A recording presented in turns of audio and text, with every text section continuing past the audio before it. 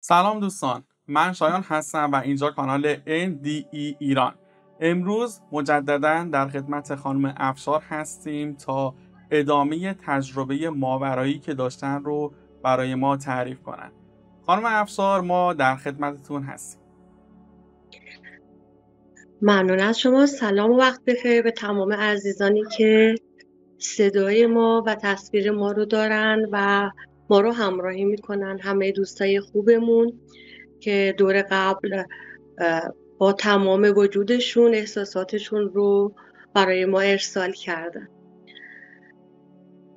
خدمتون عرض کنم که در ادامه برنامه قبل بعد از اینکه من راهم رو ادامه دادم تا برسم خونه مادرم همراه همسرم، به اندازه کمتر از 1 دقیقه، یعنی چیزی حدود 30 ثانیه، با وجود اینکه تابستون بود تقریبا و اواخر بهار، بارندگی شد و این یک دنیای زیبایی بود که برای من رقم زده شد. یعنی وقتی که من این بارون رو دیدم، همینطور که به آسمون نگاه میکردم با تمام وجودم عشق، آرامش الهی رو حس میکردم که خداوند با این بارون بر سر بنده های خودش داره نازل میکنه.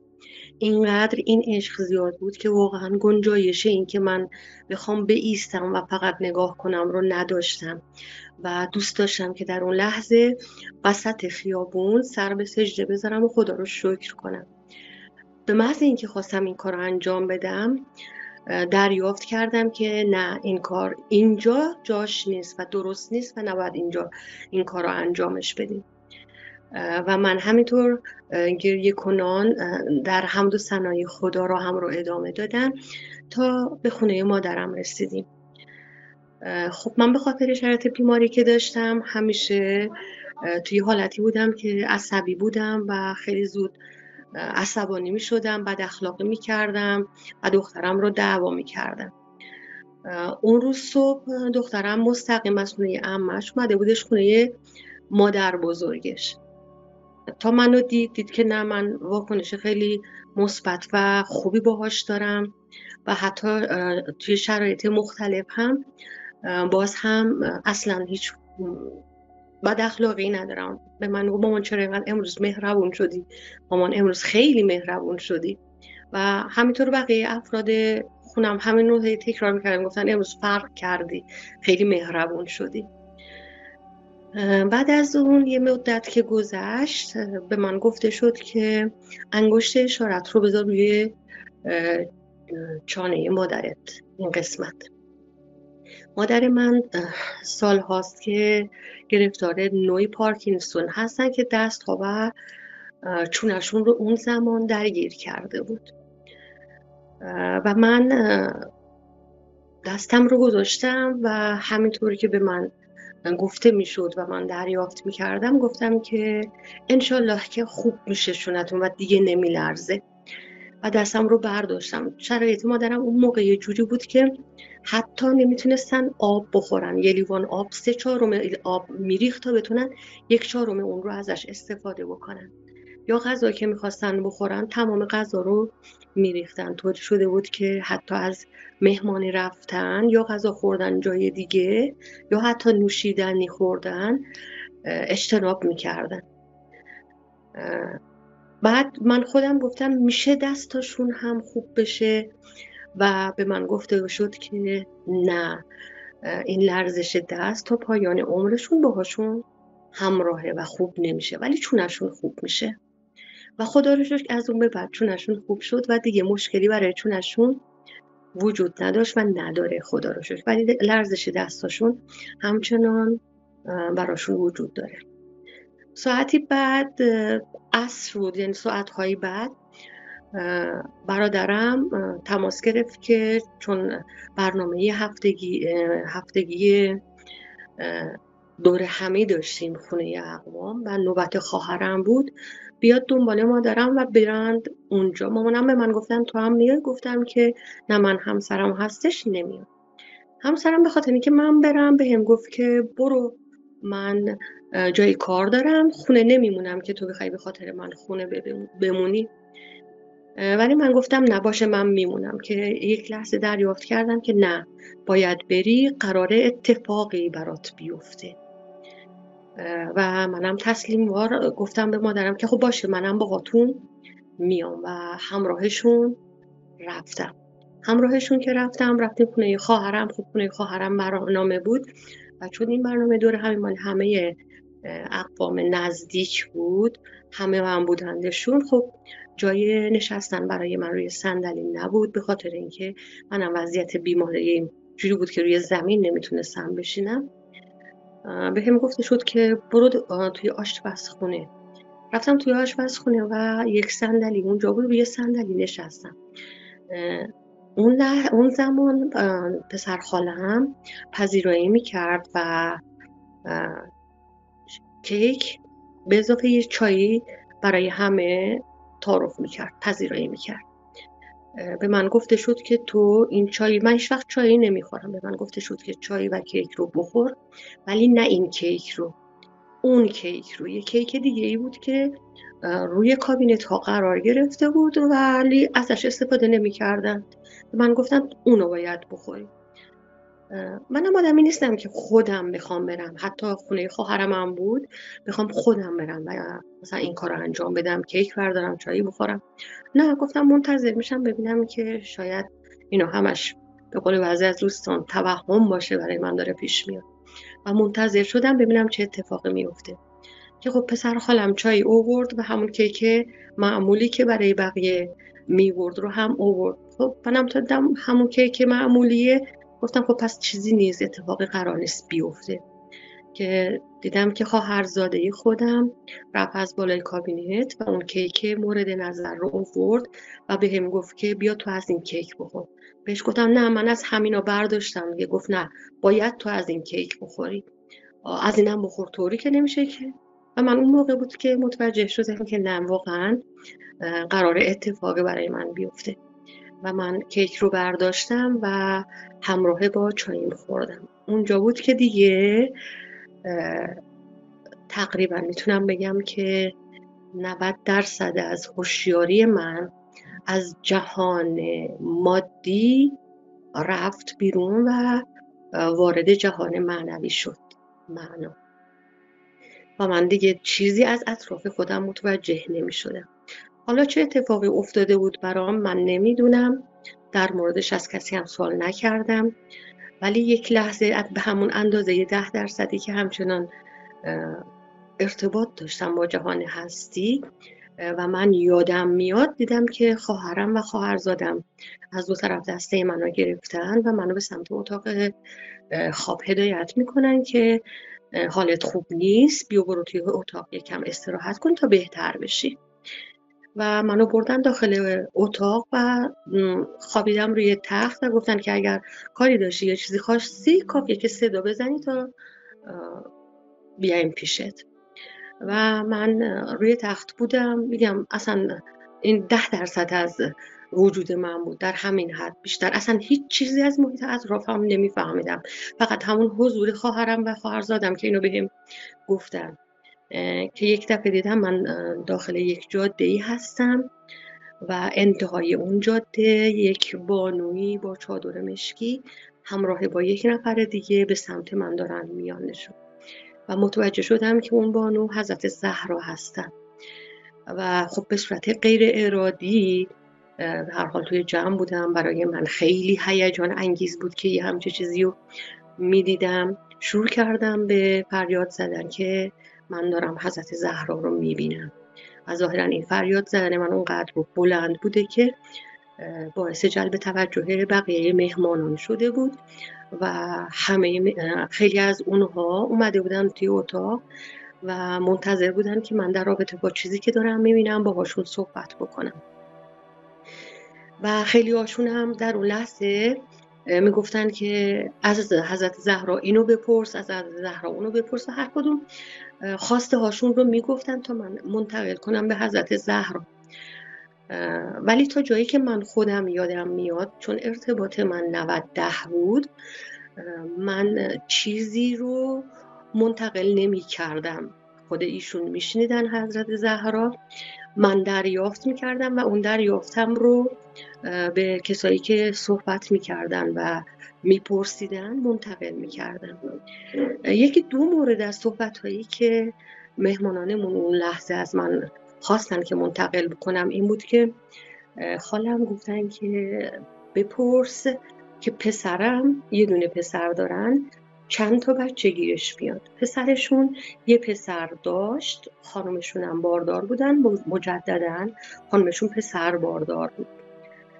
به من اینطوری گفته شد. خب من بدون اراده چیزی که دریافت کرده بودم رو بهشون منتقل کردم و بهشون گفتم که شما پسرتون 2 تا پسر گیرش میاد. عین سوالی که پرسیده بودن من عین اون سوال رو به همون روش جوابشون دادم. 2 تا پسر گیرشون میاد. خالم گفت خب اینو که خودمونم میدونستیم، چون فکر میکردن که پسر اولشون که دارند و این پسری که تو راهه منظور و مد نظر پاسخ ایشون هستش. در صورت که الان غیر از اون پسر اولشون خدا 2 تا پسر بهشون داده. یکی همون پسری که باردار بودن و یک پسر دیگر هم خداوند بهشون عنایت کرده و داده. همونطوری سوال کرده بودن پسر گیرشون میاد، بهشون جواب داده شده بود که 2 تا پسر گیرشون میاد، نه اینکه دارند یا خواهند داشت. یا مثلا موارد دیگه ای بود که خب بعداً بقیه افراد به من میگفتن که ما بهت گفتیم بپرس و یه همچین جوابی مثلا به ما داده شد، تو به ما دادی.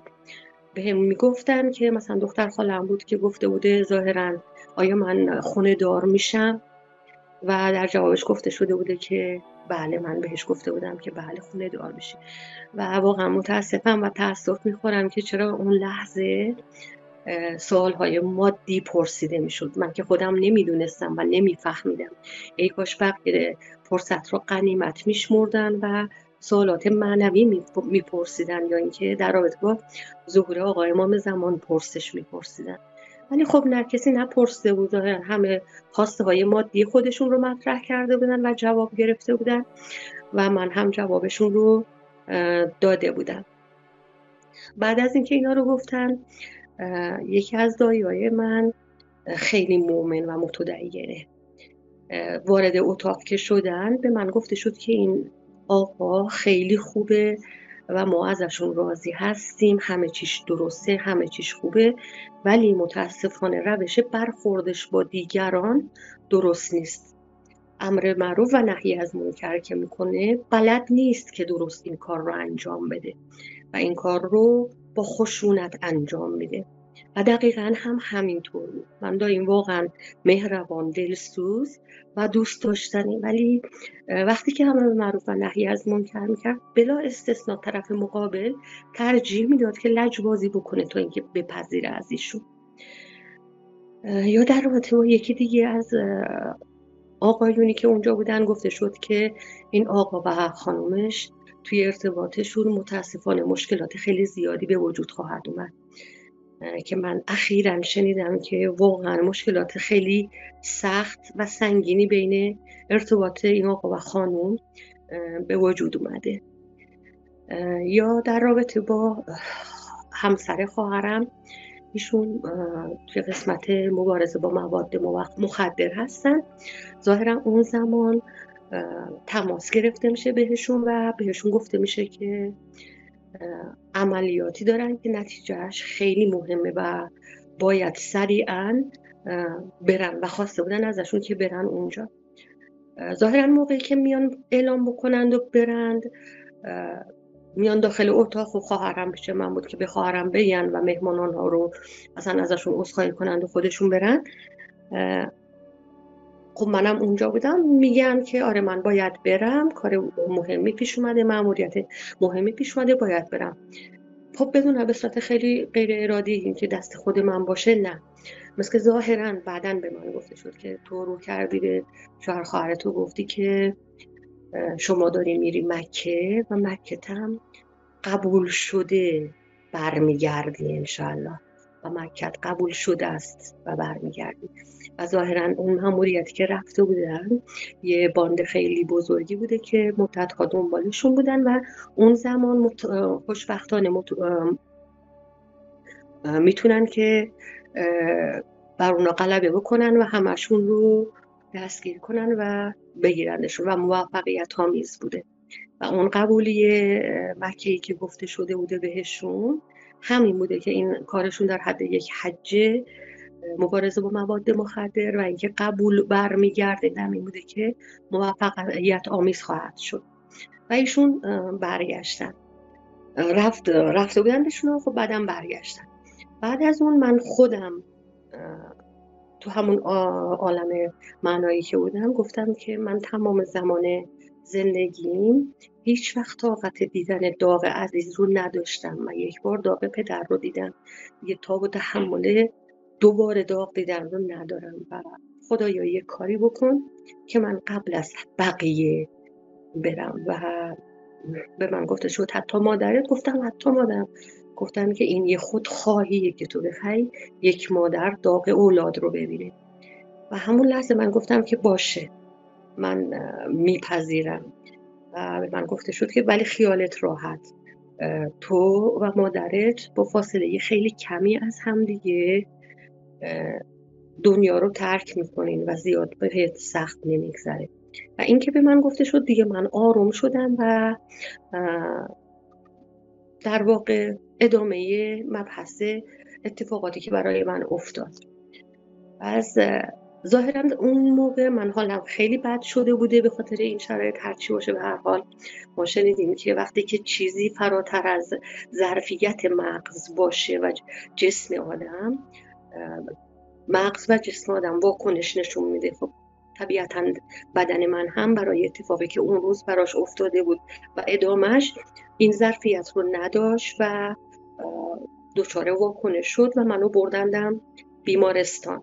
منو که بیمارستان بردن، خب این قسمتی که من داخل بیمارستان بودم و عالمه معنایی که برای من اتفاقاتی که میافتاد نمیتونم بگم که کجا و چه وقت اینجوری بوده و به هم ربطش بدم. فقط میتونم قسمتی از عالم ماورا بدم و قسمتی از زمانی که داخل بیمارستان بودم رو در رابطش توضیح بدم. خب من توی بیمارستان بودم. همیشه هم از زدن سرم خیلی بدم میمد، خیلی درد داره، منم رگهام خیلی سخت پیدا میشه و اذیت میشم. ولی نمیدونم اون لحظه خودم با اطمینان کامل گفتم من هیچ مشکلی ندارم و وقتی که درد به خاطر عشق باشه اصلا درد نیست. و دقیقا هم همینطور بود. با وجود اینکه چندین بار برای گشتن و پیدا کردن رگ من روی دستم رو در واقع سوزن میزدن تا سرم رو به هم وصل بکنن، من هیچ مشکلی نداشتم و واقعا هیچ دردی رو هم احساس نمی کردم و واکنشی نشون نمی دادم. وسط که قبلا من به خاطر شرط بیماریم بارها بیمارستان رفته بودم و واکنش های زیادی رو هم نشون می دادم موقع سرم زدن. یا ظاهرا مثل اینکه پرسنل بیمارستان و پرستاری شرایط من رو گذاشته بودن پای اینکه من دارم تمارض میکنم به اینکه حالم بده، چیزی دارم میبینم، اتفاقی برام افتاده و ظاهرا استفاده کرده بودن از آب مقطر که زیر پوست من تزریق کنن. همسرم که میدونستن که آب مقطر اگر زیر پوست تزریق بکنن درد خیلی وحشتناکی داره و اونها هم این کارو میکردن که من واکنش نشون بدم.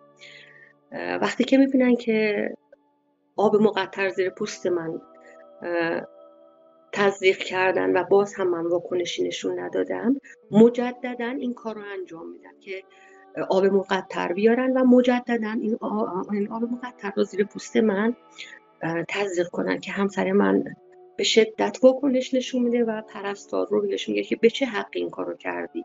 ما داریم به شما میگیم این خانم بیماره، این خانم حالش خوب نیست، چه دلیل داره که بخواد تمارض بکنه و شما داری دفعه دومه که میخوای به این آب مقطر تزریق کنی. فکر میکنی من نمیدونم این چیه؟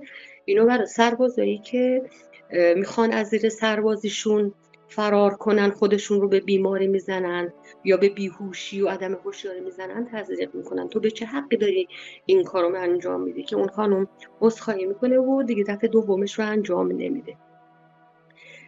این مربوط میشه به قسمت بیمارستان و چیزی که من توی بیمارستان به هم گفته شد.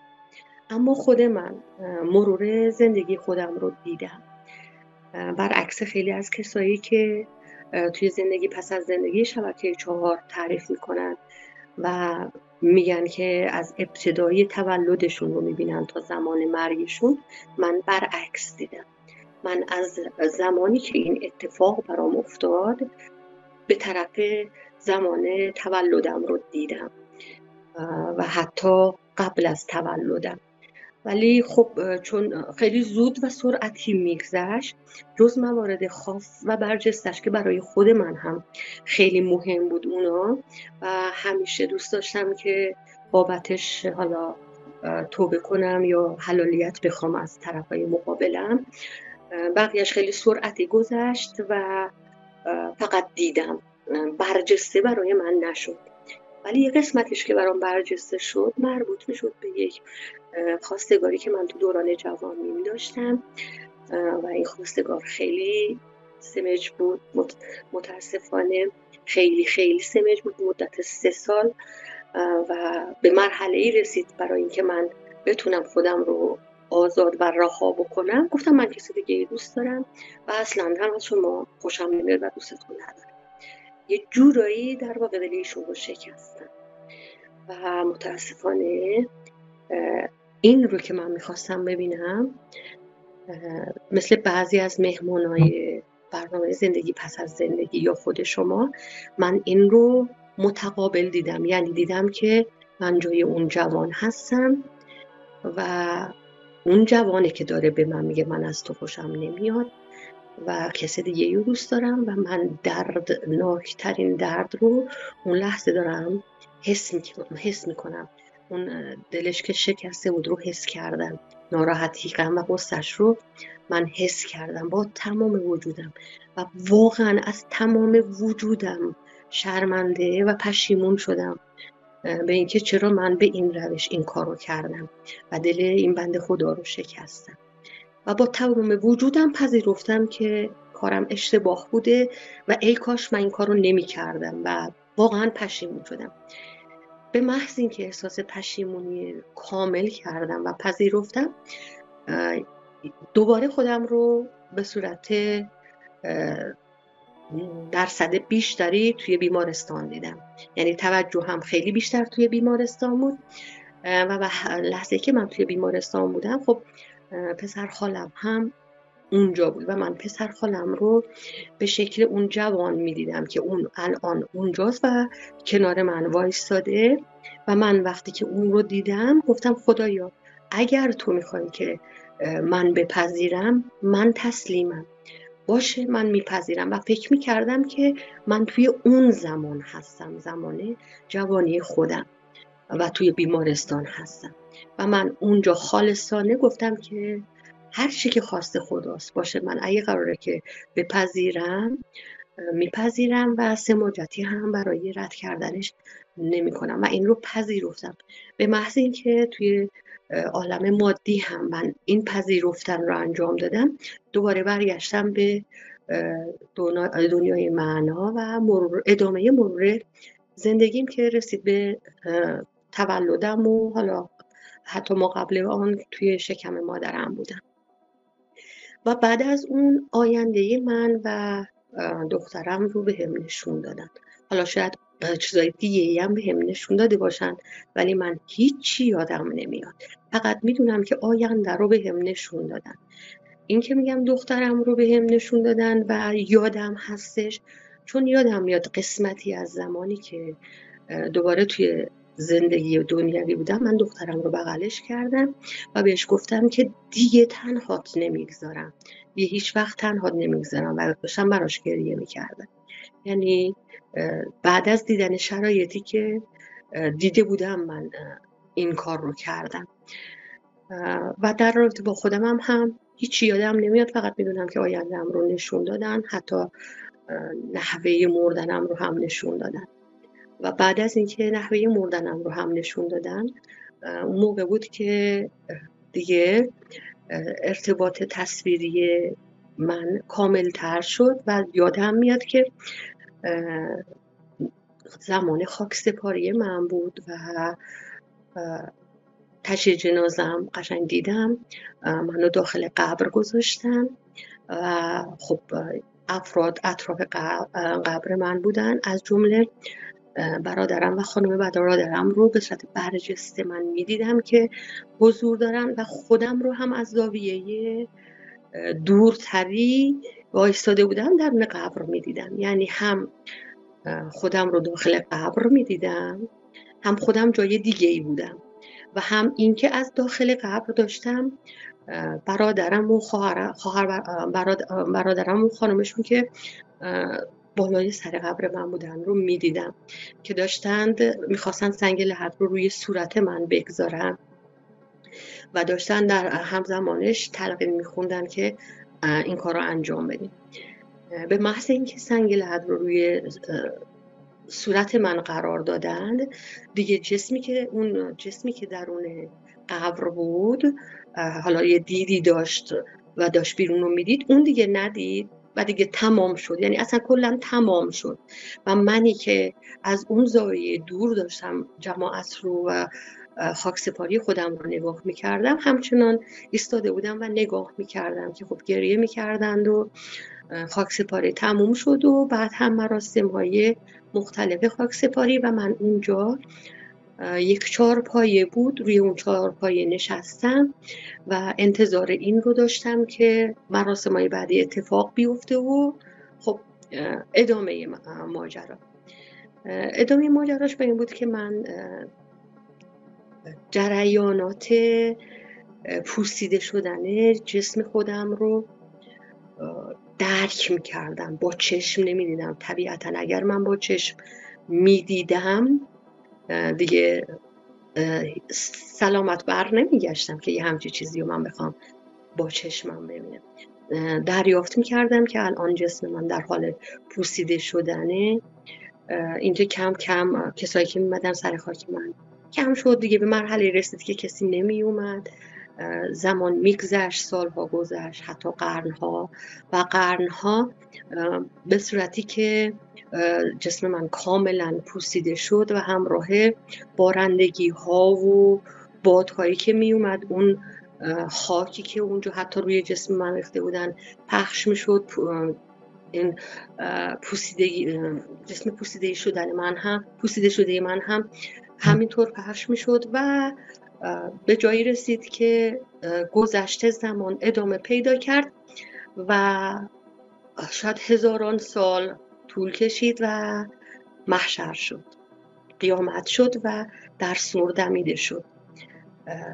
خوب یادم زمانی که در سور دمیده شد من توی یک بیمارستان دیگه غیر از اون بیمارستانی که قبلا رفته بودم من بودم. یعنی منو بعد از اینکه توی بیمارستان بهم سرم زده بودن برده بودن خونه، چون اونجا نمیتونستن کاری برای من انجام بدن و فردا صبح اون منو برده بودن توی بیمارستان دیگه.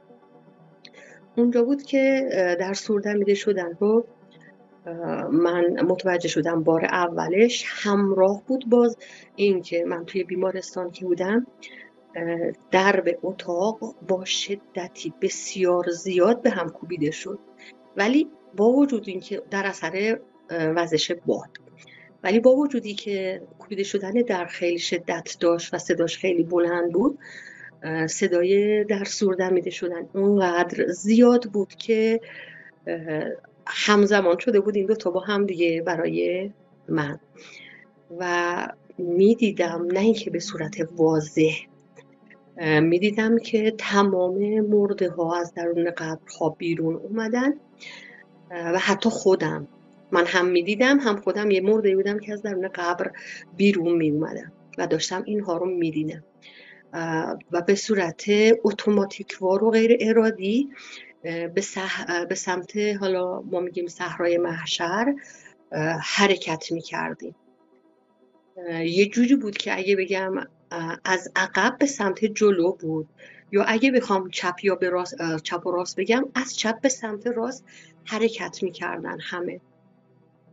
و الان که این یه سریالی بود مدتی پیش گذاشتن توی ماه مبارک رمضان، اول این سریال مرده ها که از داخل گور بیرون می اومدن و حرکت میکردن، دقیقاً یه چیزی شبیه به این من میدیدم، ولی برعکسش اونها توی این تصویر به سمت چپ حرکت میکردن.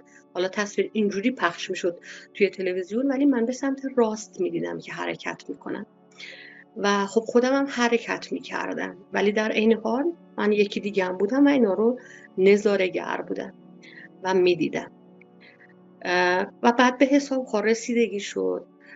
حالا من یه چیزی اینجا میگم شاید برای بعضی ها قابل قبول نباشه، برای خود من هم قابل قبول نبود، ولی من میگم اون موقع من گفتم که پس به ما گفته شده که شفاعت اهل بیت، شفاعت حضرت زهرا، امام حسین، پس اینا چی؟ پس چجوریه؟ گفتم اونها هم مثل شما. البته شاید من سوالم کامل نبوده و جواب خودم رو هم کامل نگرفتم. اون لحظه من این سوال رو پرسیدم و بعد از این هم توی قرآن تحقیق کردم. ما یه آیه‌ای توی یکی از سوره ها داریم، حالا یادم نمیاد، که عنوان میشه به پیامبر گفته میشه که حتی خود تو هم زمان محشر و توی صحرای محشر این سوال و جواب رو داری. من فکر میکنم که مد نظر جواب سوال من رو به این شکل جواب دادن که اونها هم خودشون سوال و جواب دارن. حالا بعد شفاعت میکنن دیگه، اونشو من نمیدونم، چیز دیگه هم برای گفتن ندارم، ولی تو این حد من میگم که یه همچین سوالی پرسیدم و همچین جوابی گرفتم و ادعای بیشتر از اون هم من ندارم.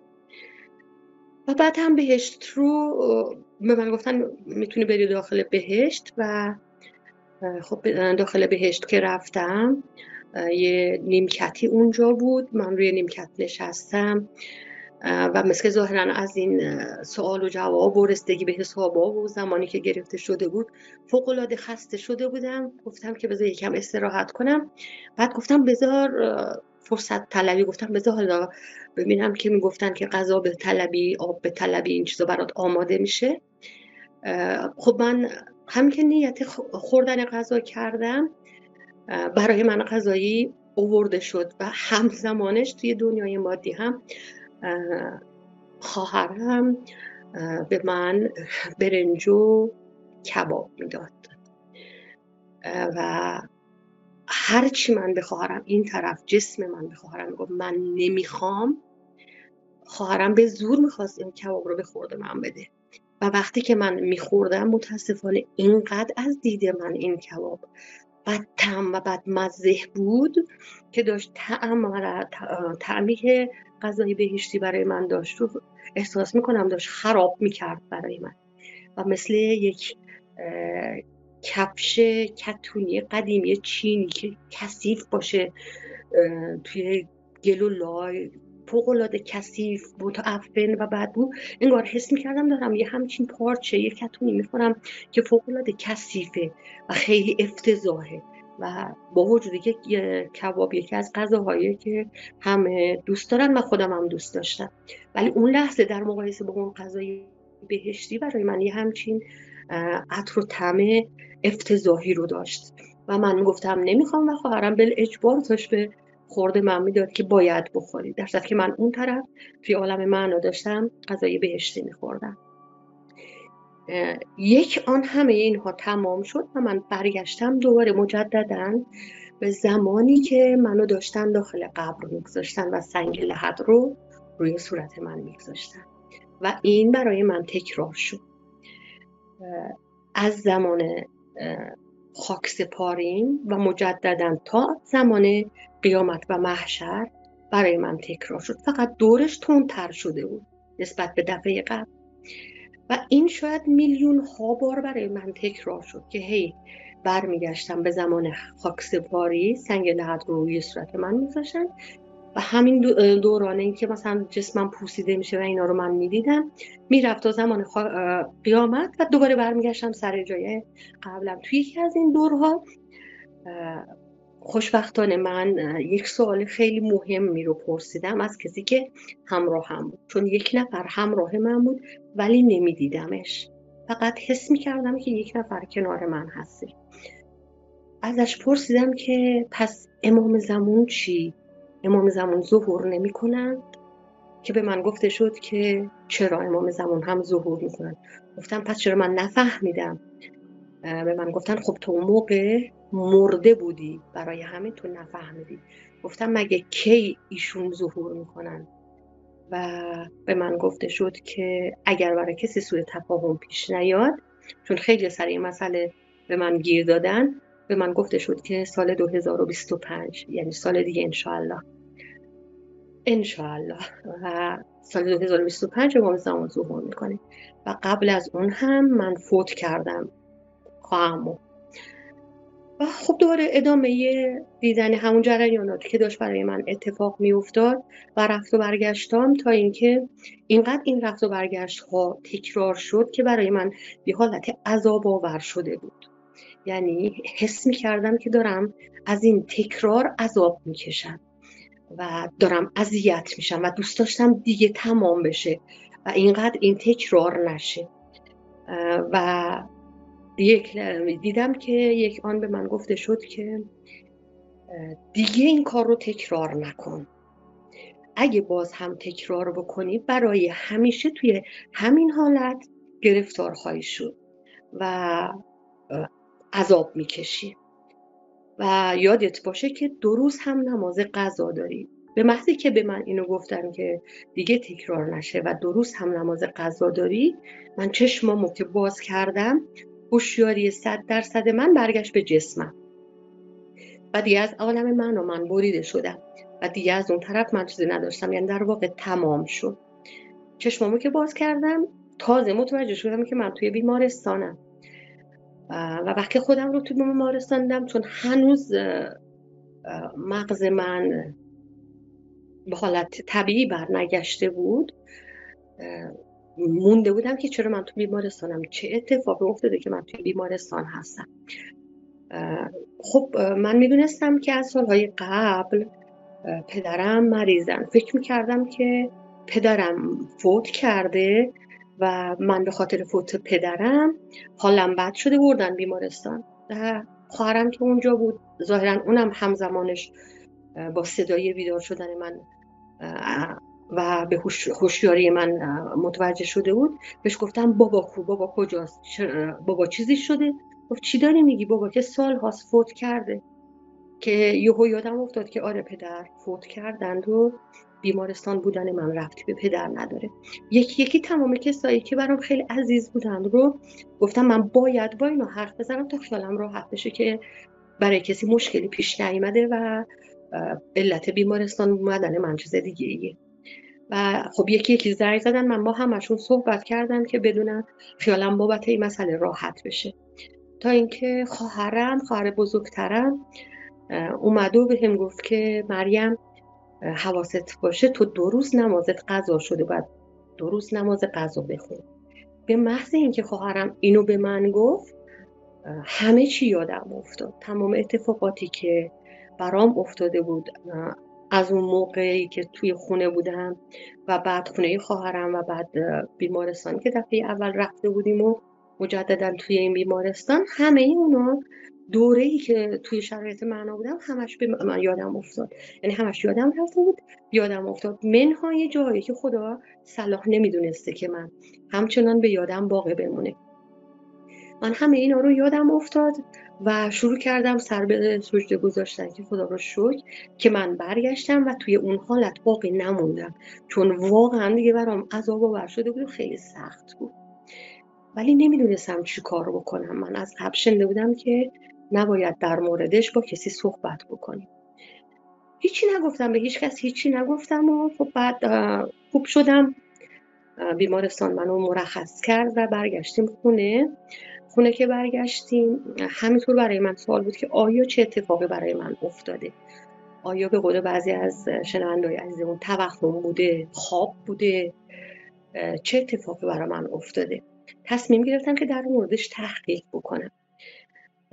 تحقیق کردم در رابطه با اون چیزی که قبلا توضیح دادم که خداوند سوره حمد رو، قرآن رو نازل کرده برای سوره حمد و ادامش، چون من اینو اصلا تا حالا نشنیده بودم و نمیدونستم، در روتش تحقیق کردم و دیدم که صحت داره. خب پس این برای من هم برطرف شد که این توهم نبوده، چون توهم واقعیت ها رو برای ما تداعی نمیکنه، واقعیت هایی که خودمون ازش اطلاع نداره. اون چیزی که خود مغز در جریانش هست رو ممکنه ازش تصویرهایی بسازه و تداعی بکنه و باعث توهم بشه.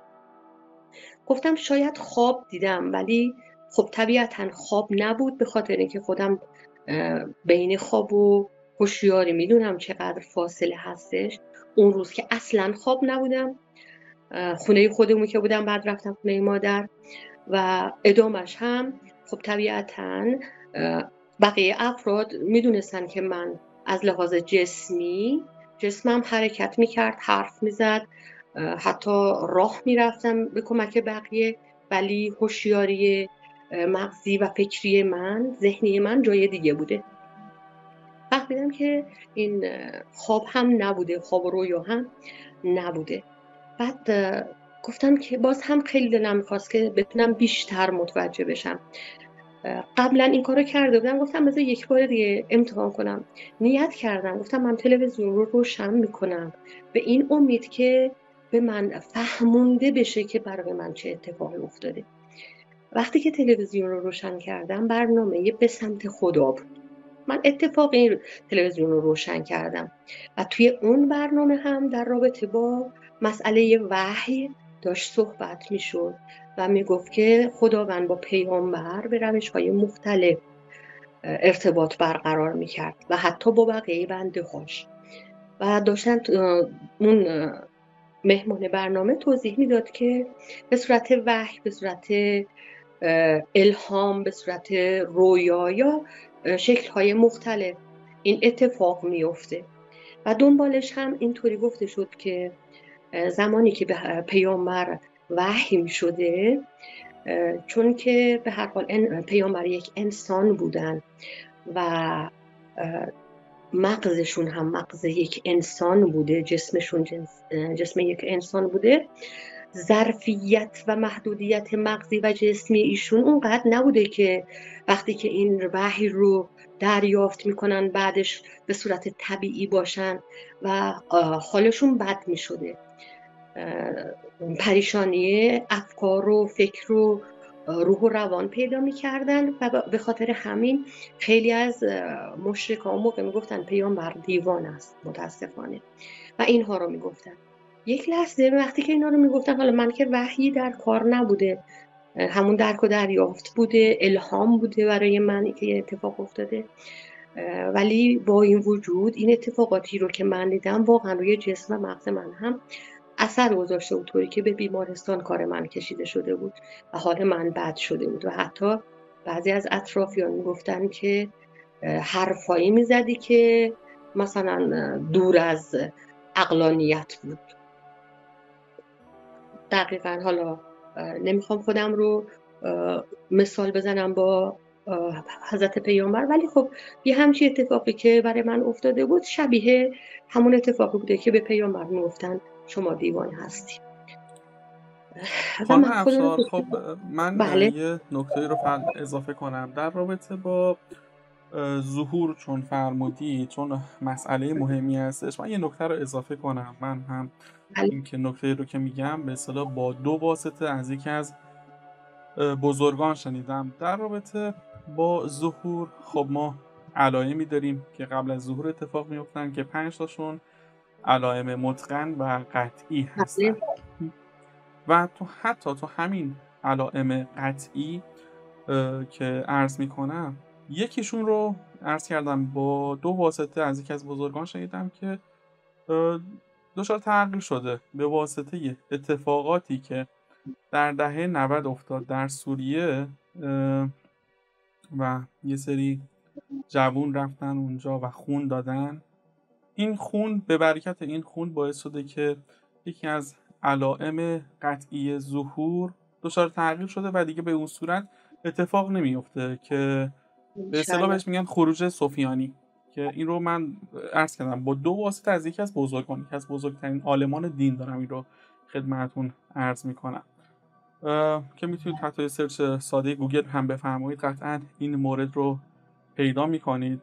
و در رابطه با عزیزانی که این ویدیو رو بر اولین بار با خانم افشار آشنا شدن، من حتما بهتون پیشنهاد میکنم که از این بالا حتما روی این ویدیو کلیک کنید که بتونید قسمت اول این گفتگو رو ببینید که ما قبلا با خانم افشار گفتگویی رو داشتیم. یک سری اتفاقات رو در ویدیو اول ایشون شرحش میدن و این در ادامه اون ویدیو هستش. و حالا اگر امکانش هست لایک کنید ویدیو رو، کامنت بذارید. هرچند خانم افشار نیستن که پاسخ بدن، ولی خب من سوالات رو همیشه براشون ارسال میکنم و پاسخ رو تا جایی که بتونم ازشون دریافت میکنم و خدمتتون ارائه میکنم. و در تو با تجربتون 2 تا سوال داشتم. اینکه زمان به چه صورت گذشت اونجا، زمانی که مثلا در رابطه با پوسیده شدن استخوان‌ها، پوسیده شدن بدن شما فرمودید، به چه صورت گذشت؟ آیا به صورت عادی بود؟ قطعا نه، اصلا هیچ شباهتی با زمانی که ما الان توی دنیا داریم درک میکنیم نبودش. میگم اون موقع من میلیون ها سال رو درک کردم و گذشت اون رو درکش کردم. این که بخواد مثلا مثل الان تایم بگذره، نه اینجوری نبود. من شاید همون میلیون ها سال رو میلیون ها بار تکرار درک کردم و برای من گذشت. اصلا هیچ شباهتی به این نداره که آدم بخواد مقایسه بکنه با زمان مادی که ما داریم تجربه میکنیم. اصلا قابل مقایسه نیستش و حتی در رابطه‌اش حرف زد. بسیار. من یک سوال دیگه هم داشتم در رابطه با اینکه سور به چه صورت دمیده شد، صدای سور به چه صورت بود، آیا دیدید یا نه فقط صدا رو شنیدید؟ این رو هم اگر امکانش هست توضیح بفرمایید. و یک نکته رو از اون مبحث قبلی که داشتم عرض می‌کردم در رابطه با ظهور خاطرم رفت خدمتتون عرض کنم، اونم این بودش که امکانش هست یک سری اتفاقات بیفته مثل همین اتفاقاتی که عرض کردم در اواسط دهه 90، اوایل تا اواسط دهه 90 افتاد، یک سری جابجایی ها صورت بگیره. برای همینه که میگن که نگین زمان رو بهتره. درسته شاید در حالت عادی قرار بوده سال 2025 اتفاق بیفته، ولی خب خیلی اتفاقات افتاده که خارج از رویه بوده و امکانش هست اون اتفاقات باعث بشه که این زمان عقب بره یا جلو بیاد، که ما امیدواریم که جلو بیاد و تعجیل صورت بگیره. و به خاطر همین عرض میکنم که این روی این حساب نکنیم که سال 2025 خیلی خوبه، سال 2025 خیلی خوب. من خودم به شخصه اشک شوق میریزم، خیلی از عزیزانم قطعا آرزوشونه، ولی خب امکانش هست ما بگیم سال 2025 بس سال 2025 این اتفاق نمیفته، خیلی دل سرد میشن بابت این اتفاق. برای همین فکر میکنم روی این تاکید نکنیم و بسنده نکنیم. بهتره که اگر این اتفاق بیفته قطعا ما خوشحال میشیم، خوشحالترین افراد روی زمین قطعا ما هستیم بابت این اتفاق. در رابطه با سور لطف کنیم بفرمایید که به چه صورت بودش، من در خدمت هستم. بله خواهش می‌کنم. قطعا در سور دمیده شدن که دیدنی نیست، شنیدنی و درک کردنی یا دریافت کردنی. خب من هم شنیدم و 2 بار هم در سور دمیده شد، در صورتی که من قبلا یه جاهایی شنیده بودم که 3 بار در سور دمیده میشه و دقیقش رو نمیدونستم، ولی توی تجربه‌ای که من داشتم 2 بار در سور دمیده شد. و بعد از اینکه من حالم خوب شد و تحقیقاتم رو در رابطه با مسائلی که متوجه شده بودم شروع کردم، متوجه شدم که 2 بار در سور دمیده میشه نه 3 بار و من قبلا اشتباه میکردم و تجربه من درست بوده. 2 مرتبه هستش که توی سور دمیده میشه. در رابطه با مسئله امام زمان هم من هم کاملا با شما موافق هستم. طبیعیه که احتمال اینکه عوض بشه، تاریخ تغییر بکنه خیلی زیاده. اینکه خود من هم شنیدم که نباید بگیم و من هم تا سال 99 نگفتم و در ادامه تجربم شاید بگم دلیل اینکه گفتم چی بود و دلیل اینکه حتی برای شما هم ارسال کردم که من تجربه‌ای دارم هم همین بود. در ادامهش میگم که من از اینکه آیا برای کسی تعریف بکنم که آیا این اتفاق برای من افتاده یا نه، من چی کار باید انجام بدم، خیلی برام سوال بود، چون میگم خیلی چیز مهمی بود، خصوصا مسئله ظهورش و دوست داشتم که به همه بگم و همه خوشحال بشن، ولی میدونستم که نباید بگم. برای همین همش دنباله بودم که یه جوری بفهمم که آیا من باید بگم یا نه، چون توی تجربه من به من گفته نشد که نگو، که مثلا یه همچی چیزی. و نیت کردم، گفتم که من میرم مسجد و انشالله که جواب خودم رو بگیرم و همیشه خودم به من لطف کرده و لطف داشته و من خیلی مدت ها بود که مسجد نرفته بودم، ولی رفتم نماز جماعت و روحانی اون مسجد نماز ظهر رو خون. همیشه بعد از نماز اول بلافاصله نماز دوم رو میخوندند و بعدش هم مثلا اگه سخنرانی میخواستن انجام بدن انجام میدادن. حالا همون چند باری که من رفته بودم، ولی اون روز که من رفتم مسجد، به محض اینکه نماز ظهر رو خون به اندازه یه چند دقیقه، شاید حتی کمتر از 2 دقیقه، فقط یک چیز گفت و اون گفت که در دوران زندگی انسان ها اتفاقاتی براشون میفته که نباید برای کسی تعریف بکنن. اگر هم خواستن تعریف کنن برای معلم اخلاق خودشون تا اون راهنماییشون بکنه.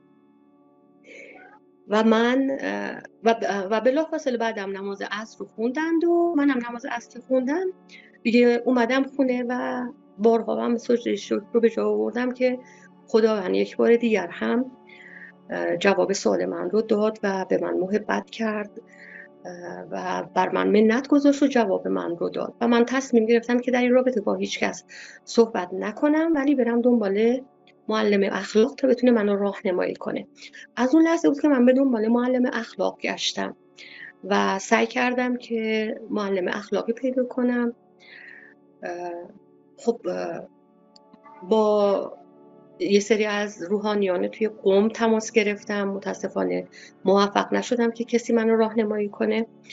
از طریق مرجع تقلید خودم با یکی دو تا از معلمای اخلاق استان اصفهان آشنا شدم، تماس گرفتم. متاسفانه فرصتی اینکه بخوان به من راهنمایی کنن یا حتی صحبت‌های منو گوش بکنن نداشتن و خب نتونستم موفق بشم. خب من دختر خالم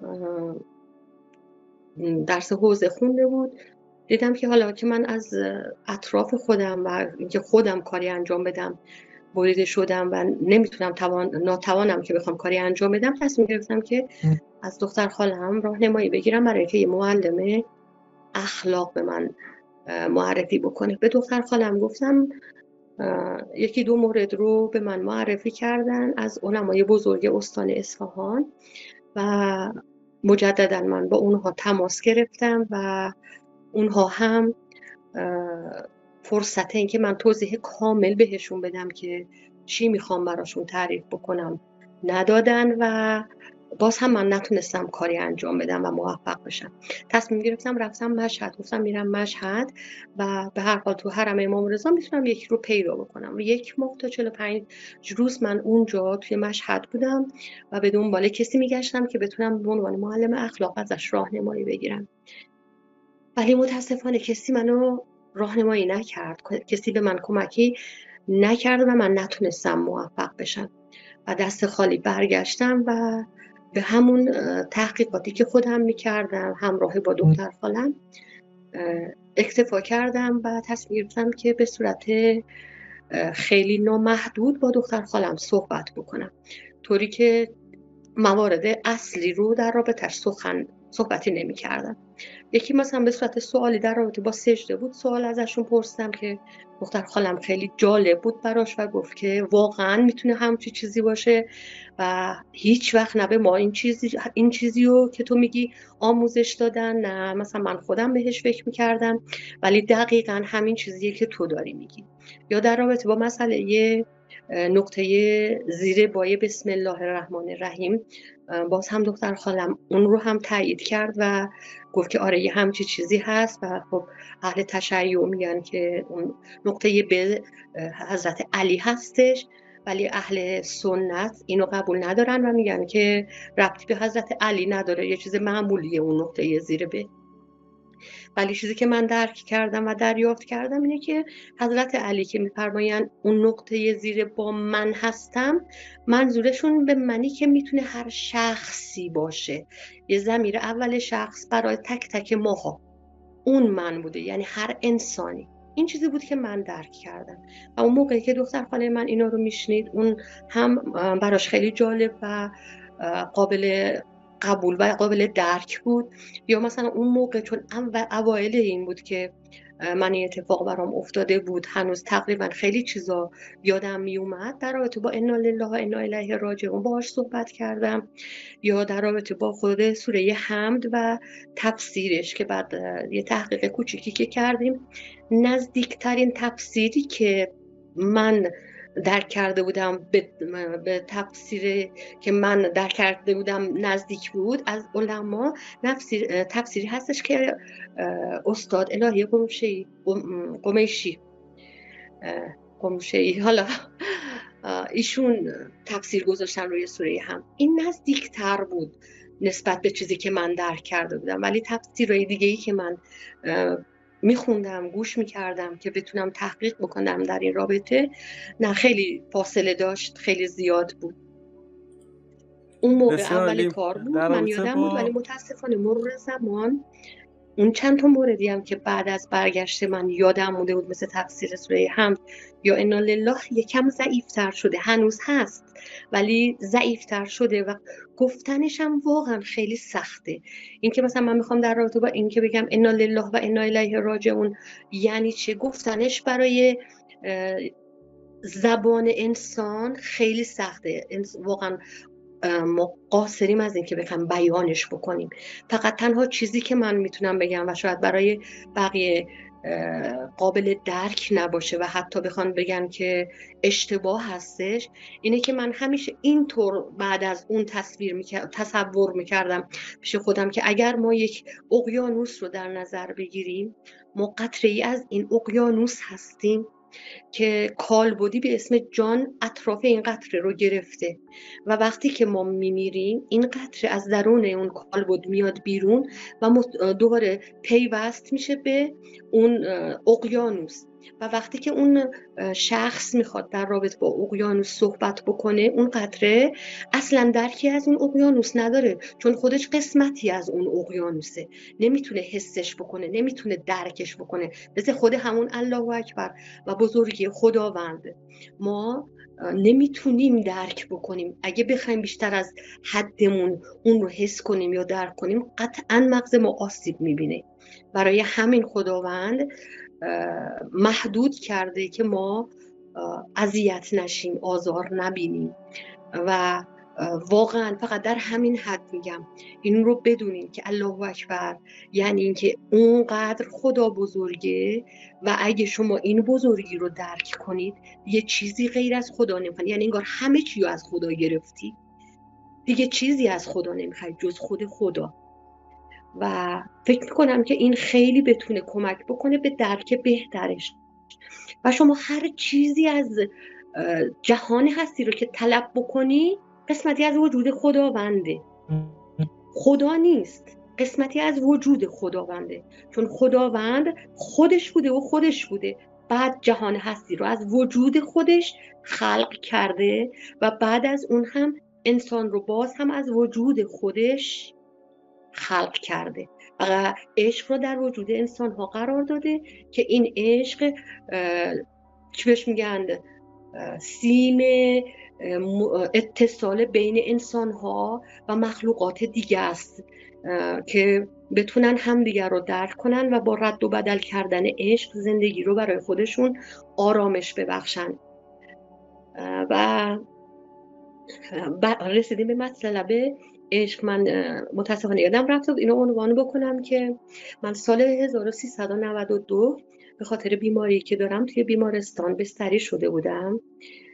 یک تایمی از اون موقع اینقدر حال من بد بود که دکترها جواب رد داده بودن و میگفتن که این امکان زنده بودنش خیلی کم هستش، چون کبد من از کار داشت میافتاد. تو یکی از اون شب‌ها من خوابی دیدم که توی خواب داخل یک کلاسی قرار گرفته بودیم که اون کلاس یه سری افراد بودن و نیمکت‌هایی بود، روی اون نیمکت‌ها نشسته بودیم. یک شخص اومد و مدرس بود توی اون کلاس و رو کرد به همه و گفت که میدونید اسم اعظم خداوند چیه؟ هر کسی یه چیزی میگفت، یکی میگفت الله، یکی میگفت حق، هر کی یه چیزی میگفت و خود منم یه چیزی گفتم و در جواب هممون میگفت که نه نه نه این نیست، نه این نیست. و در پایان در اومد گفت اسم اعظم خداوند رو گفت و وقتی اسم اعظم خداوند رو گفت ما همه بل اتفاق کسایی که اونجا بودیم ما که اینو میدونستیم چرا یادمون رفته بود و همینطور تکرار کردیم که ما که اینو میدونستیم چرا یادمون رفته بود. و اون مدرس کلاس گفت که معما چو حل گشت آسان شود و همراه با گفتن اون مدرس کلاس منم همراهش گفتم معما چو حل گشت آسان شود و با این جمله من از خواب بیدار شدم و خوابم کاملا یادم رفته بود، فقط این جمله رو تکرار میکردم معما چو حل گشت آسان شود. من یه قاف از اون اسم اعظم یادم بود به اضافه این جمله معما چو حل گشت آسان شود. هر چی فکر کردم این قاف چیه، اون معما چی بوده که حل شده یادم نیامده بود تا بعد از اینکه من تجربه سال 93 برام پیش اومد. تحقیقاتی که می‌کردم، طی تحقیقاتی که کردم و انجام دادم در این رابطه متوجه شدم که برداشت من این هستش که اسم اعظم خداوند عشقه و واقعا خودم هم این رو تجربه کردم و دریافت کردم که عشقه و وقتی که به این نتیجه رسیدم اینقدر سر تا سر وجود من رو عشق فرا گرفت که با وجودی که مدت ها بود از تجربه من گذشته بود من از خود بی خود شدم و واقعا یک لحظه تمام وجود من و اطراف من رو عشق گرفته بود و من با تمام وجودم میفهمیدم که اسم اعظم خداوند عشقه و تمام جهان هستی از عشق آفریده شده و حتی اون قسمتی که خداوند در وجود انسان قرار داده همون عشق هستش که توی قلب انسان قرار داده، از وجود خودش در وجود انسان قرار داده، همون عشق هست که در وجود انسان قرار داده. و بارها من از طریق همین که خدای دوست دارم، خدای عاشقتم، تونستم باز هم ارتباط خیلی کوتاه مدت به اندازه مثلا حالا چند دقیقه‌ای بتونم با خداوند برقرار بکنم، ولی اینقدر این ظرفیت میخواست که قشنگ حس میکردم وقتی که تو این شرایط قرار میگم الان است که دیوانه بشم من از شدت اون عشق و به جایی رسید که گفتم که نه، من دیگه واقعا فکر میکنم که این باعث آزار بقیه بشه که من توی همچین عشقی بخوام وارد بشم. یعنی قشنگ حالت خیلی جنونان میزی بهم دست میداد وقتی که وارد عشق میشدم و درکش میکردم. ولی خب بازم به صورت کنترل شده. من میگم اگر بتونیم خودمون رو کنترل بکنیم در حد کنترل شده خیلی میتونه بهمون توی زندگی کمک بکنه و مشکلاتمون رو حل بکنه. و یکی از چیزهایی که واقعا به من کمک کرده که سختی‌های زندگی و سختی بیماری خودم رو بتونم تحمل کنم واقعا عشق خداونده، واقعا عشق خداونده و به راحتی من تمام این سختی‌ها رو پشت سر می‌گذارم با عشقی که خداوند بهم داده. وقتی که با عشق به موجودات نگاه میکنم، به مخلوقات خدا نگاه میکنم، حتی به بالشی که ازش استفاده میکنم، به صندلی یا چیزایی که ازش استفاده میکنم نگاه میکنم، میبینم که همه چیز واقعا خیلی آرامش بخشه و دلیل اینکه ما بخوام خودمون رو اذیت بکنیم نیست. ادامه میدم مطلب رو، برمیگردم به سر ادامه تجربه خودم. بعد از اینکه تحقیق کردم و متاسفانه باز هم به جایی نرسیدم، گذشت تا سال 99. سال 99 بود که من پشت سر هم یه سری خواب میدیدم. اولین خوابی که دیدم مربوط میشد به سوره مزمل که توی خواب خودم یه ندای سوره مزمل رو میخوندم و من همراه اون میخوندم. و بعد که بیدار شدم و سوره مزمل رو خوندم، توصیه میکنم که دوستان هم اگر تمایل داشتن بخونن. و بعد تصمیم گرفتم که سوره مزمل رو ترجمه صوتیش رو گوش بکنم. ترجمه صوتیش رو که گوش کردم که همراه با سوره من فقط گریه میکردم و میدیدم که انگار ظاهراً به من داره گفته میشه، من درک کردم از خوابم که داره به من گفته میشه که دیگه باید آروم آروم در رابطه با اتفاقی که برات افتاده صحبت کنی و حتی ممکنه که خیلیا به تو بگن دیوانه یا بهت بگن دروغگو یا خیلی چیزهای دیگه شبیه به این توی ترجمه سوره و اذیتت بکنن. ترجمه سوره مزمل این چیزها هست. ولی خب من با وجود اینکه این رو درک کردم بازم گفتم خب به هر حال این یک رویا، یک خوابه، میتونه اتفاقی باشه، میتونه اصلا ربطی به این نداشته باشه. بهش توجهی نکردم، از کنارش رد شدم، باز هم در موردش با کسی صحبت نکردم تا مجددا خواب بعدی که دیدم که به من داره میگه که گفته میشه که تو یک مأموریت خاصی داری که باید بهش عمل بکنی و وقتش رسیده. دوباره توی خواب که من این رو دیدم و حتی به عنوان کمک دختر خالم رو هم عنوان میکردم، دوباره من گفتم خب پس واقعا وقتش رسیده که من این رو بگم، چون داره دیگه به من رسما گفته میشه که باید این گفته بشه. باز هم من چیز نکردم، گفتم بذار من خودم قرآن رو باز کنم، شاید خداوند راهنمایی بکنه. به هر حال رویا از خواب نمیشه بهش اطمینان کرد، میتونه دلیل دیگه ای داشته باشه. و قرآن رو شروع کردم به گوش کردن ترجمه صوتی قرآن. توی ترجمه صوتی قرآن یه آیه‌ای بود که همون روزی که من این نیتو کردم نوشته بود که و با یکی از دوستان نزدیک خودت که قبلا قرآن رو مطالعه کرده و نسبت به اون آگاهی داره میتونی از اون کمک بخوای. دقیقا همین چیزی که توی خواب به من گفته شده بود توی ترجمه قرآن هم من یه همچین چیزی رو خوندم، گوش کردم و شنیدم و مجددا برای من یه دلیل دیگه شد برای اینکه من صحبت‌های تجربه خودم رو مطرحش بکنم. باز هم گفتم بازم بذار یکم صبر کنم و شروع کردم به راز و نیاز کردن با خدا که خدایا من نمیدونم آیا واقعا تجربه‌ای که من داشتم اصلا حقیقت داره، واقعیت راسته، آیا واقعا امام زمان سال 2025 میخوان ظهور کنن یا اینکه نه، یا اینکه فقط این یه توهم بوده، نمیدونم خواب. یک شب من از خدا خواستم که خدا خودش بهم راهنمایی کنه و من توی خواب جوری ببینم که متوجه بشم که باید واقعا بگم، نامفهوم برای من نباشه. و خب من خواب دیدم، مجبورم خوابم رو به صورت کامل بگم و گذران نباشه.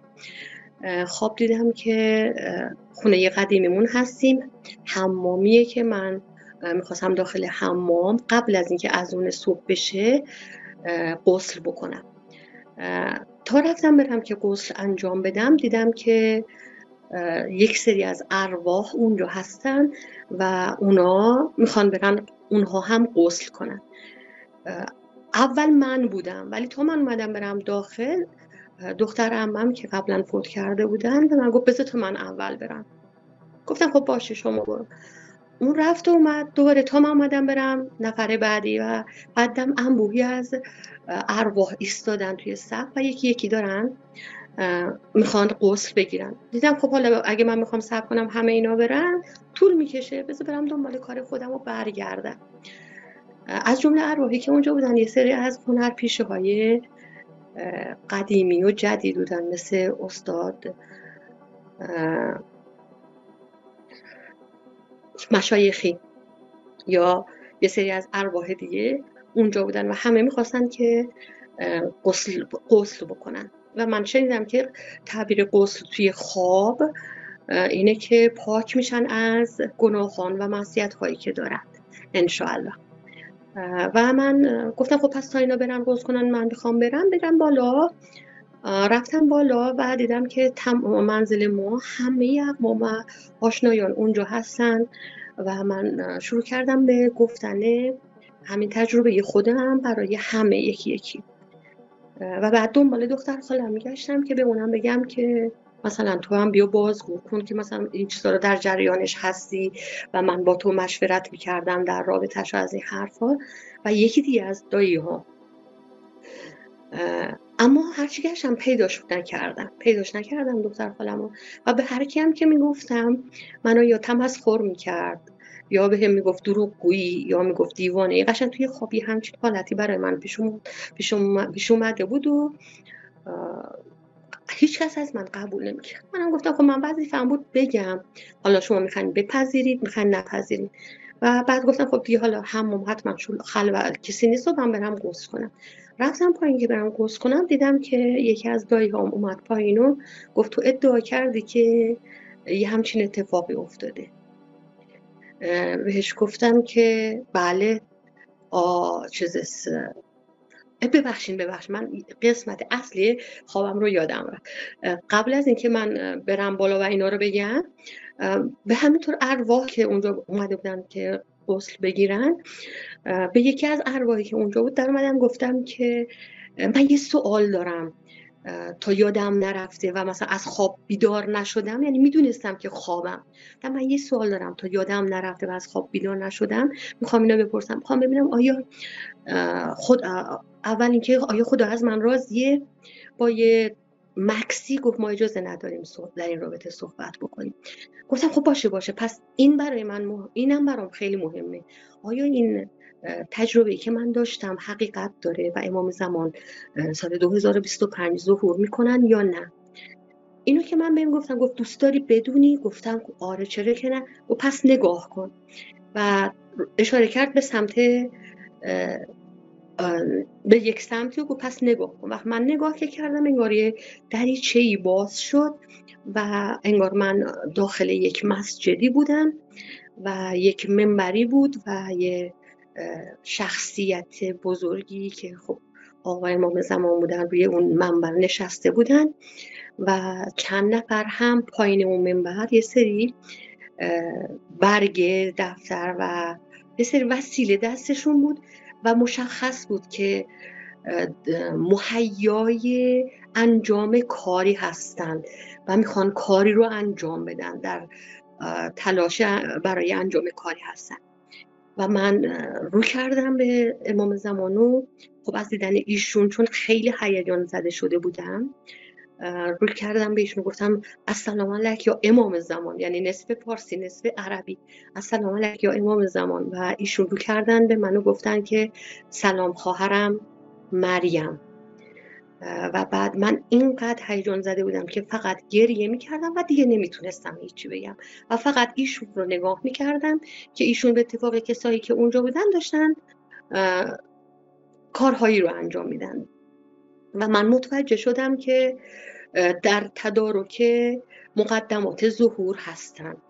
دریافت کردم که ایشون و کسایی که از یارانشون هستن در تدارک مقدمات ظهور هستن و همینطور در حالی که من گریه می کردم اون صفحه برای من بسته شد و من برگشتم و رفتم بالا که به همه بگم که آره من یه همچین چیزی رو دیدم و وظیفه‌مه که بگم و توی خواب داشتم گفتم من دیگه باید بگم، من دیگه باید برای همه تعریف کنم و همینطور اینو میگفتم توی خوابم و رفتم بالا و برای همه گفتم و هیچکی از من نپذیرفت و من برگشتم پایین گفتم خب باشه، من وظیفه‌ام بود بگم، حالا یا میپذیرید یا نمیپذیرید. و خیلی‌ها میگفتن نباید بگی، حتی اگه واقعی دروغ هم نباشه، راست داری میگی، نباید بگی و هر کی که بگه دروغگوه. عین مطلبی که واقعا خود من هم شنیده بودم و حدیث داریم که اگه کسی زمان ظهور امام زمان رو بگه دروغگو هستش. و من برگشتم پایین دیدم که دایی کوچیک من اومد پایین و گفت تو یه همچین ادعایی کردی؟ گفتم که آره. گفت بر اساس چه سند و مدرکی؟ گفتم ارواح اینجا بودندشون و فلان از این حرفا. نگاه کردم دیدم هیچ کدوم از ارواح دیگه نیستندشون. مادر بزرگ من خیلی سال فوت کردن. مادر بزرگم اونجا بود، همراه خود داییم بود. وقت به داییم در اومد گفت اگه تو نمیبینی من که میبینم، یعنی ارواح رو میبینم. و همون موقع ظاهراً من خودم نمیدونم ولی ظاهراً یه بوی خیلی عجیب و لذت بخشی متراوش میشه از گفتار من که باعث میشه که دایم بپذیره توی خواب. و تا این رو متوجه شد و این بو رو استشمام کرد، گفت آره تو راست میگی. و سری رفت بالا و رفت به همه که بگه که آره این راست میگفته و باید بپذیرین ازشو. من هنوز پایین بودم. اونا که رفتنشون گفتم خب پس که برم غسل کنم، موقع نماز صبح که نماز صبحمو بخونم. که دیدم که دارن نماز صبح میگن ولی توی خواب، نماز صبح واقعی، اذان دارن، اذان صبح میگن. گفتم خب پس بذارم نماز اول وقت میکنم، غسل بعد از نمازم میتونم انجامش بدم. برگشتم بالا که برم نماز بخونم، نماز صبحم اول وقت بخونم.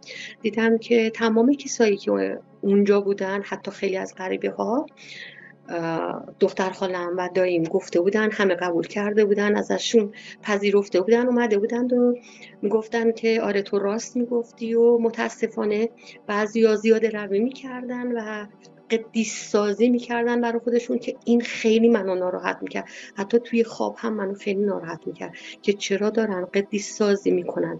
من یه شخص کاملا عادی معمولی مثل بقیه مردم هستن. خداوند تصمیم گرفته که این پیام را از طریق من برای بنده هاش بفرسته که بنده هاش آماده بشن، نه چیز دیگه ای. و زیاده روی میکردن و قدیس سازی.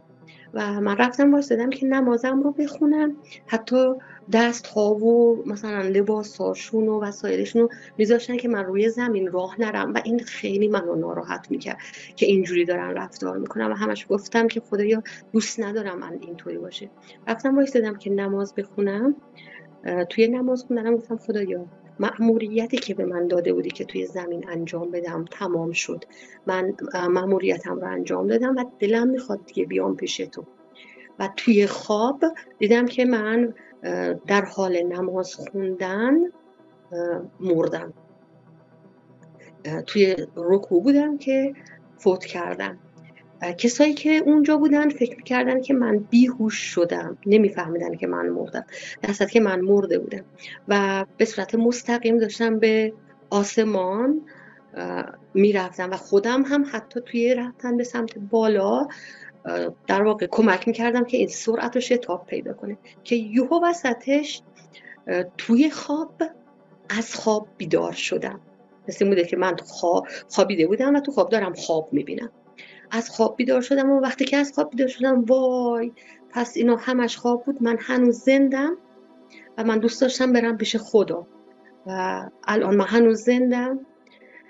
همون موقع که من اینو گفتم یهو دیدم که صدای الله اکبر اذان صبح دنیای مادی بلند شد که گوش من میشنید و من هم همزمانش توی خواب از خواب بیدار شدم و صدای اذان می اومد. و وقتی که از خواب بیدار شدم و اذان صبح بود دیگه باور کردم همین که خوابی که نزدیک اذان صبح، موقع اذان صبح صادقه هستش، هم خیلی از نشانه هایی که توی خواب من داشتم صادقه بود و خواسته های من بود که جواب می گرفتم. دیگه تصمیم گرفتم که من بعد از اون خوابی که دیدم برای همه تجربه خودم رو تعریف کنم. و خب همینطور که میدونین برای اطرافیان گفتم هیچ کس از من نمیپذیرو و دقیقاً چیزی که توی سوره مزمل و خوابم بهم گفته شده بود، همه به من گفتن دروغ میگی، نمیدونم توهم زدی، خواب و خیال بوده، اشتباه میکنی، نمیدونم تخیلات خودت اینا رو سر هم کردی. و خب خیلی تعداد خیلی اندکی از من قبول کردن، ولی من برام چون گفته شده بود که همچی چیزایی بهت میگن برام مهم نبود و گفتم و تصمیم گرفتم که آروم آروم هم تجربه هم رو جایی که بتونم بیشتر منتشر کنم بگم. و دلیلش هم اینه که انشاءالله اگر سال 2025 ظهور آقا امام زمان اتفاق بیفته و خللی وارد نشه، اتفاقی نیفته که عقب بیفته، ما باید آماده باشیم. و تنها دلیلی این که این چیزها رو من تجربه کردم، دیدم و گفتم و خواسته شده که از من بگم فقط اینه که آماده بشیم، چون واقعا امام زمان تنها هستن و زمانی که ظهور میکنند خیلی از کسایی که منتظر خود ظهور امام زمان هستن ایشون رو قبول نمیکنن و به جای اینکه کنار ایشون باشن روبروی ایشون قرار میگیرن. و من تصمیم گرفتم که بگم، زمان رو هم بگم، فقط و فقط و فقط به دلیل این که تو رو خدا آماده باشید برای ظهور امام زمان. و تنها راه آماده شدن برای ظهور آقا امام زمان اینه که تحقیق بکنید در رابطه با ایشون، که بتونید ایشون رو موقعی که ظهور میکنند بشناسید و با دیگر مدعیان امامت اشتباه نکنید، چون خیلی ها منتظرن امام زمان ظهور کنن و تمام پشتوانشونه که خب حالا فلان عالم اگه گفت این امام زمانه، خب اون دیگه اشتباه که نمیکنه، اون درسته، اون راست میگه و ما همون رو میپذیریم. یعنی دقیقاً چیزی که من به همه میگفتم و همین جواب رو میشیندم این بود، اگه فلانی بگه که آره این امام زمانه ما دیگه قبول میکنیم. گفتم حتی اگه اون اشتباه بکنه، اون که اشتباه نمیکنه که. اینو جواب من میدادن، درصد که انسان جایز الخطاست، ممکن الخطاست، انسان ها معصوم نیستن، علمای ما معصوم نیستن. حتی خیلی از روایت های ما هم میگه که زمانی که امام زمان ظهور میکنن بیشترین دشمنان امام زمان از علما هستند.